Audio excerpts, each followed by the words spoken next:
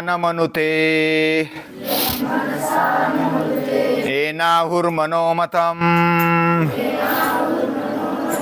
तदेव ब्रह्मत्वं विद्धि नेदं यदिदमुपासते नेदं यदिदमुपासते।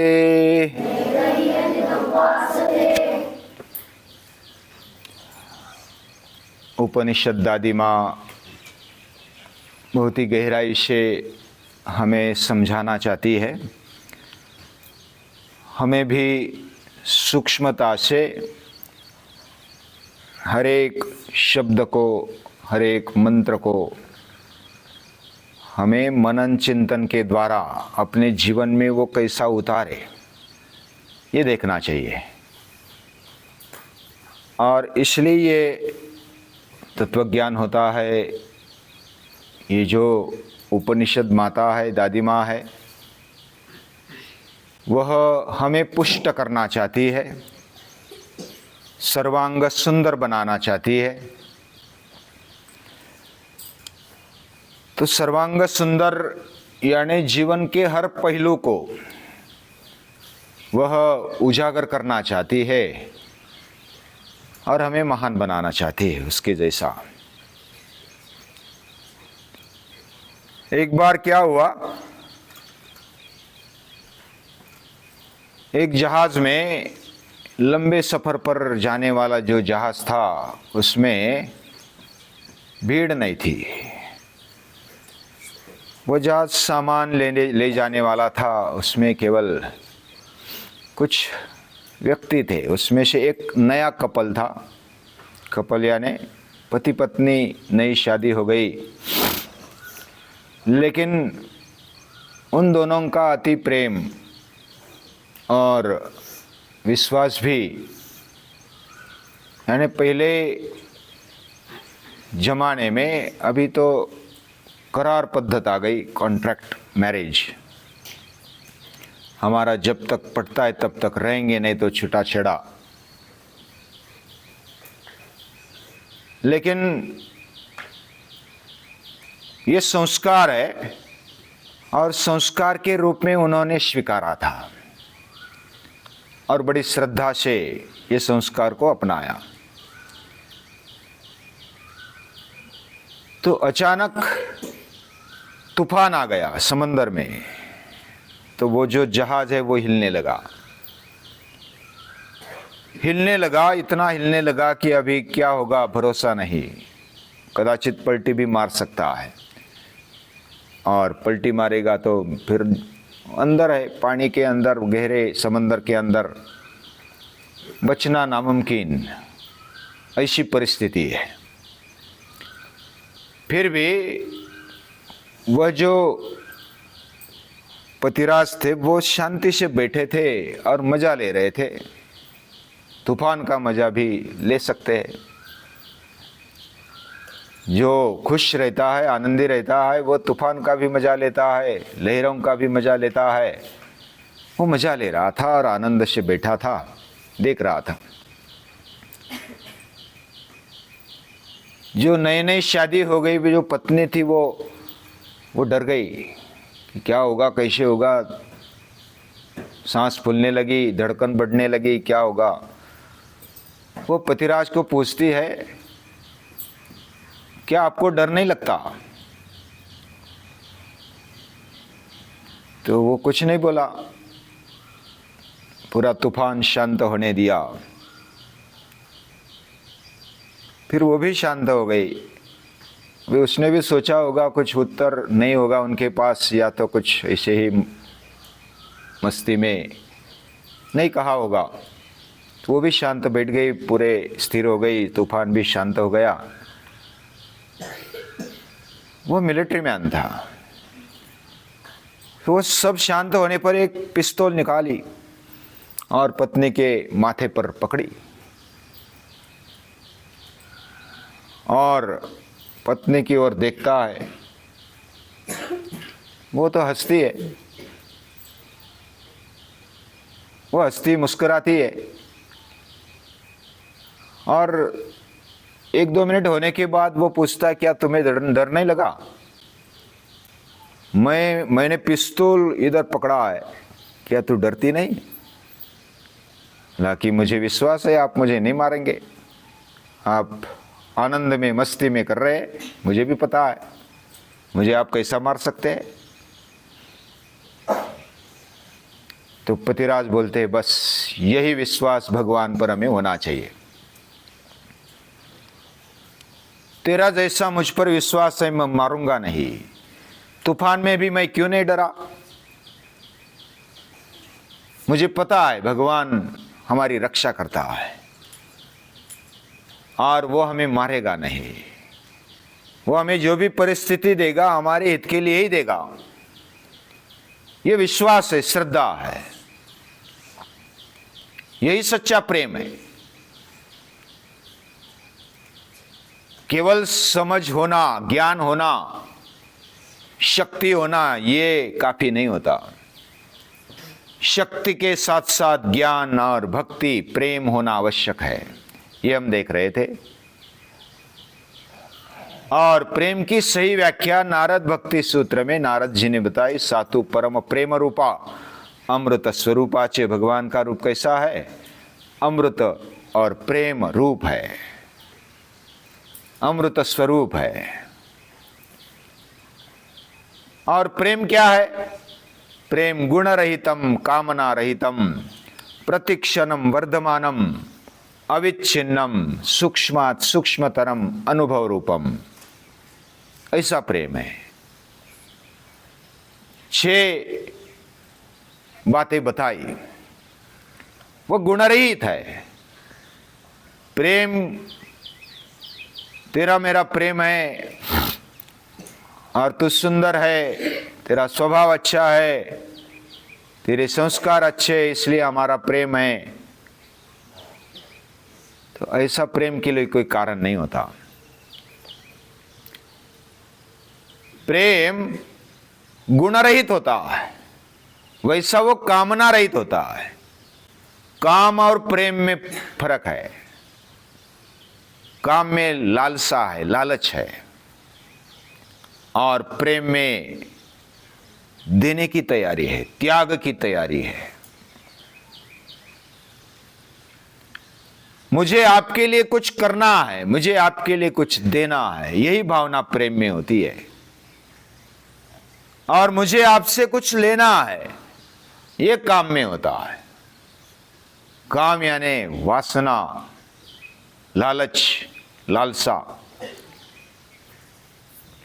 लेकिन प्रेम ऐसा ही जो कामना रहित है, उसमें कुछ कामना नहीं, कुछ लालच नहीं। बिना कोई कारण भगवान हम पर प्रेम करता है। कुछ वापसी की इच्छा नहीं, अपेक्षा नहीं, निरपेक्ष, निराकांक्ष, निष्काम प्रेम भगवान हम पर बरसाता है। गुण रहितम कामना रहितम प्रतिक्षणम वर्धमानम। जो उम्र बढ़ते जाती है ना, वो वृद्ध माना जाता है। वृद्ध यानी बढ़ा हुआ, उसकी वृद्धि हो गई, मतलब विकास हो गया। आज के वृद्ध नहीं होते, आज के क्या बोलेंगे उनको, म्हातारे मराठी में, यानी बूढ़े बन जाते। कोई कोई तो तरुण भी बूढ़े बन जाते, उनका उत्साह नहीं रहता।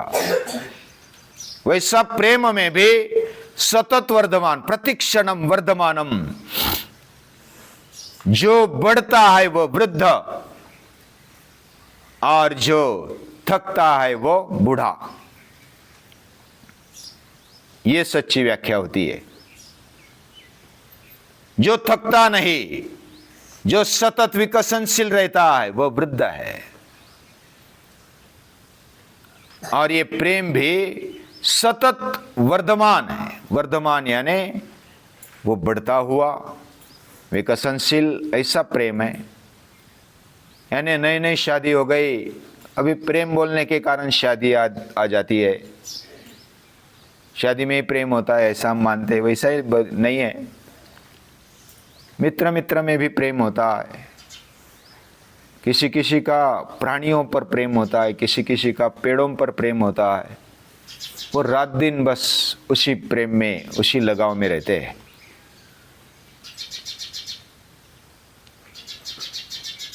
लेकिन जो शादी होने के साथ साथ पहले तो मोह होता है, बहुत सारे कपल में मोह होता है, आकर्षण होता है। उम्र बढ़ने के कारण, युवा होने के कारण इंद्रियों का, शरीर का आकर्षण होता है। उसके बाद फिर वो आकर्षण निकल जाता है धीरे धीरे, फिर घटस्फोट तक बात आ जाती है, झगड़े हो जाते हैं। इतने झगड़े हो जाते हैं कि पूछो मत। वो 20-20, 25-25 साल के बाद भी मैंने अभी तक पहचाना नहीं था, अभी पहचान गया। स्वार्थ के लिए, मोह के लिए जो प्रेम करता है, उनकी परिस्थिति ऐसी हो जाती है। प्रेम कभी घटता नहीं,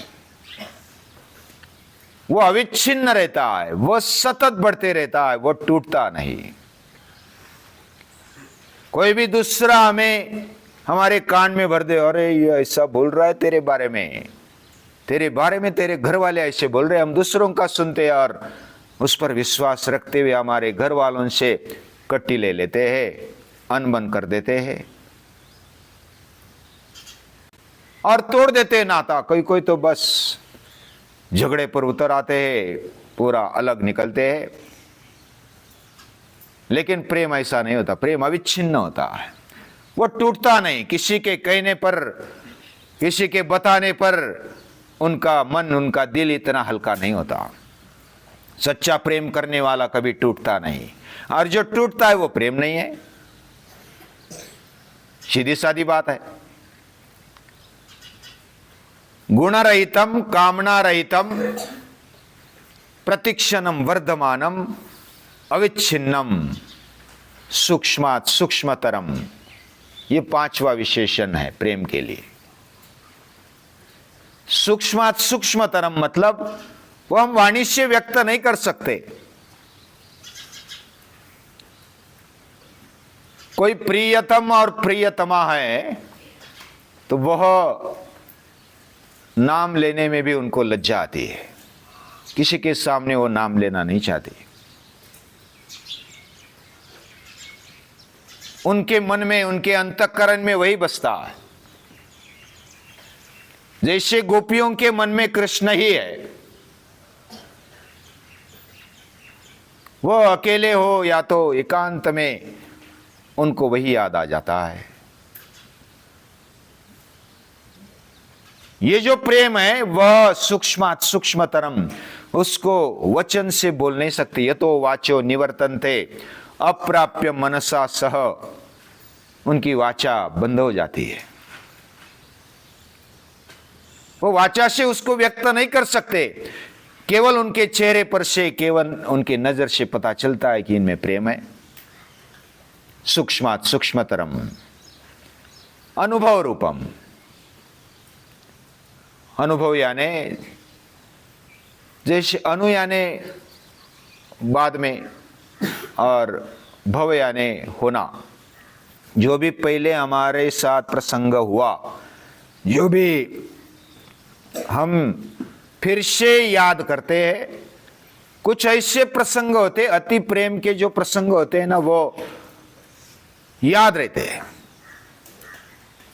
पाठशाला में समझो पहली बार आ गए, कोई मिल गया और बस उससे लगाव हो गया, हम जिंदगी भर नहीं भूलते। किसी ताई का, दादा का, किसी मित्र का, किसी व्यक्ति का संपर्क आ गया और वो जिंदगी भर नहीं याद आता है, तो बस उसमें खो जाते हैं। ये जो लगाव है वह अनुभव रूपम है। कोई कोई अनुभव ऐसे होते हैं कि वो धीरे धीरे धीरे उसकी तीव्रता कम हो जाती है। लेकिन जो अनुभव रूप प्रेम है, जो प्रेम वाला अनुभव है, वो कभी भूलते नहीं। उसी तीव्रता, वही आंसू आ जाते हैं बस याद करने पर। हम भीग जाते हैं, प्रेम से भर जाते हैं, ऐसे अनुभव होते हैं। इस प्रकार प्रेम की व्याख्या नारद भक्ति सूत्र में देवर्षि नारद जी ने बताई। उस पर जितना भी मनन चिंतन करेंगे कम है, लेकिन प्रेम की ऐसी व्याख्या दुनिया में किधर नहीं देखने को मिलेगी।